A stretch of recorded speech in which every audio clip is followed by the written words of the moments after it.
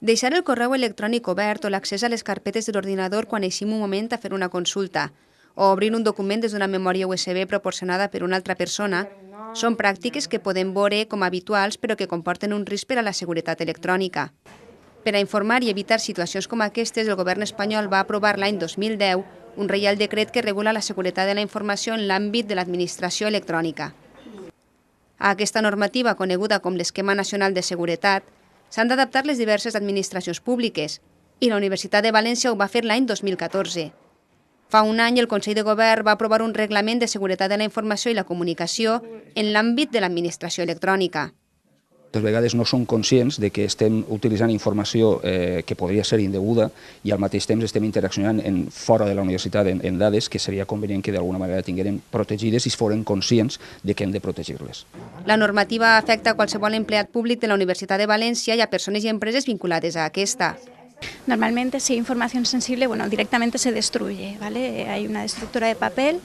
pero si, por ejemplo, quieres, a la hora de imprimir, por ejemplo, pues tú lo que tienes que tener cuidado es hacerlo a doble cara, para que así evitar coger papeles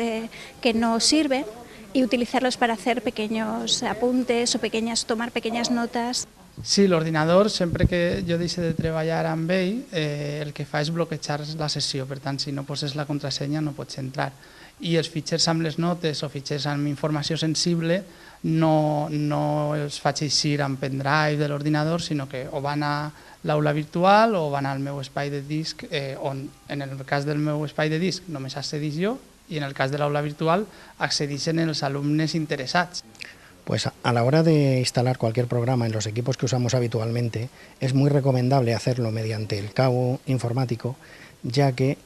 tenemos localizadas todas las herramientas desde un portal único, que es software.v.es, y ahí los compañeros que lo gestionan ponen versiones que están probadas y libres de virus, tanto de software que se ha pagado las licencias, como de software libre, que puedes encontrar en otros sitios en Internet, pero que te puede dar a confusión